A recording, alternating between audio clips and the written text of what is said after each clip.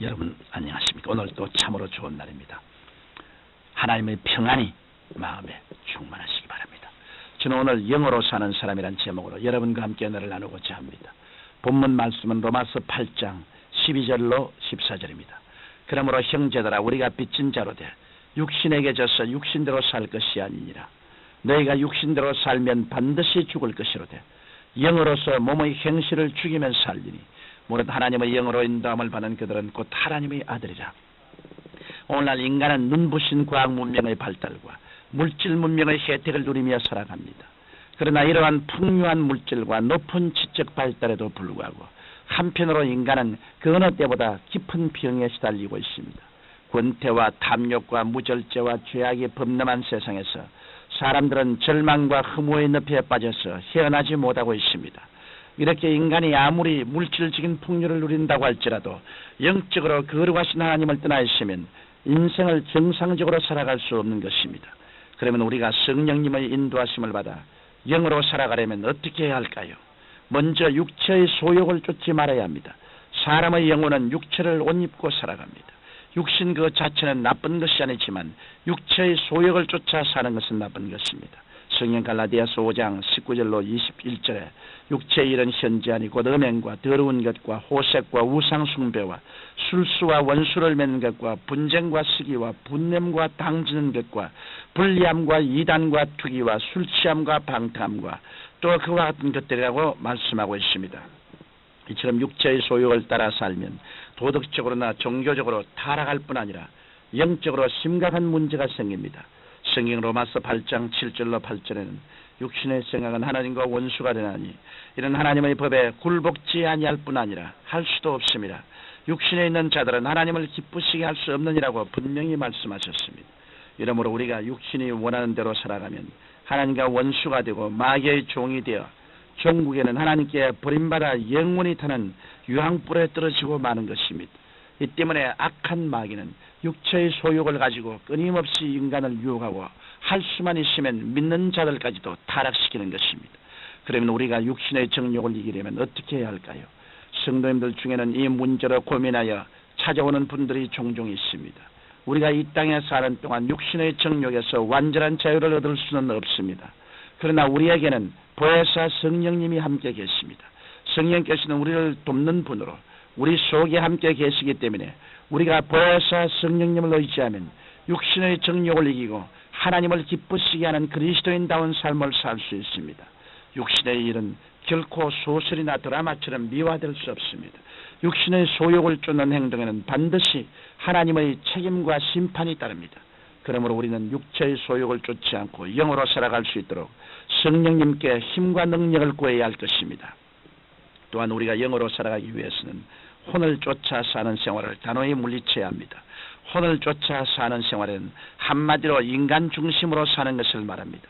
그래서 혼으로 사는 사람은 이성으로 깨달아지고 경험으로 증명된 사실 외에는 결코 인정하려고 하지 않습니다.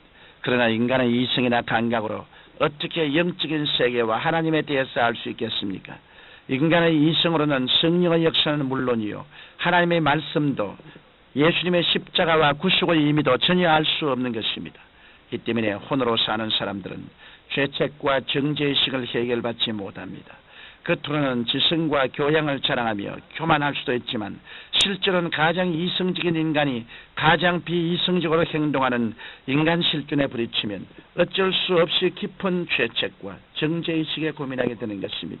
최고의 이성을 자부하던 독일 민족도 니체의 초인 사상에 근거한 나치주의로 600만 유대 민족을 가스실에서 처형하고 그것도 모자라 억울하게 죽어간 사람들의 시체를 가지고 비누를 만들고 뼈를 갈아 비료를 만드는 기막힌 일들을 자행했던 것입니다.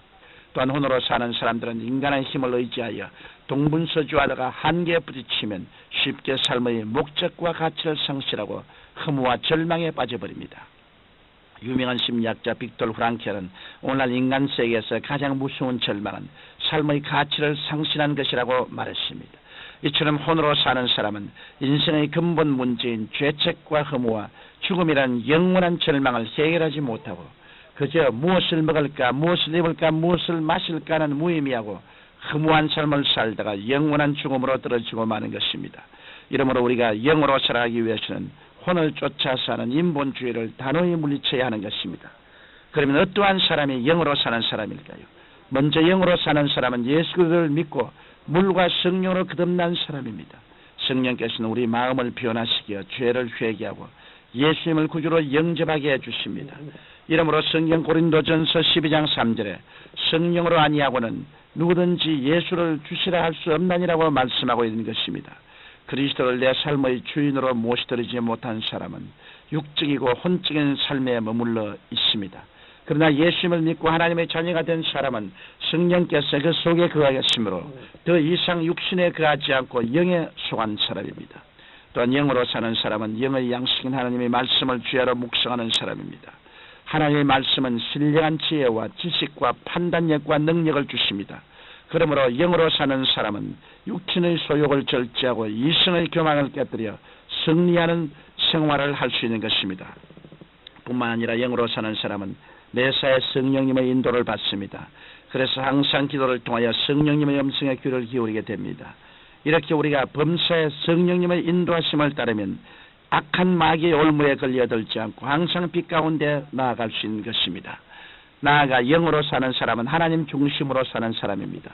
영으로 사는 사람은 무슨 일을 하든지 하나님을 우선순위에 둡니다. 초대교회의 교부 폴리갑이 로마 정부의 핍박을 받아 화형에 처해지기 직전에 한 관리가 지금이라도 그리스도를 믿지 않겠다고 하면 살려주겠다고 말하자 폴리갑은 나는 86년 동안 그리스도를 섬겨왔는데 그분은 지금까지 한 번도 나를 외면하신 적이 없습니다. 그런데 내가 어떻게 나의 왕이시며 구주이신 예수 그리스도를 배반할 수 있겠습니까? 라고 하며 하나님을 찬양하고 순교했다고 합니다. 아브라함은 100세에 낳은 독자 이삭보다 하나님을 우선으로 생각했기 때문에 하나님의 명령에 절대 순종했습니다. 사도 바울도 성경 빌립보서 3장 8절에서 오직 예수 그리스도만을 위하여 모든 것을 잃어버리고 배설물로 여기면 그리스도를 얻고 그 안에서 발견되려 함이라고 말했던 것입니다. 이처럼 영을 쫓아 사는 사람들은 하나님을 우선순위로 정하고 그리스도의 영광을 위해 살아가는 것입니다. 사랑하는 청취자 여러분, 우리는 하나님의 형상과 모양대로 지음받은 영적인 존재입니다. 그러므로 여러분은 주를 믿고 하나님 중심에 서서 육신의 정욕과 혼적인 고집을 쳐서 복종시키고 영적인 삶을 사십시오. 그리하여 성령님의 인도하심을 받아 존귀하고 부족함이 없는 하나님의 자녀로 살아가게 되시기를 예수님 이름으로 축원합니다. 거룩하신 아버지, 신령한 삶을 살게 하옵소서. 말씀이 충만하고 성령이 충만하고 기도가 충만하고 하나님의 영광이 충만한 삶을 살게 하여 주옵소서. 예수님 이름으로 기도드립니다. 아멘.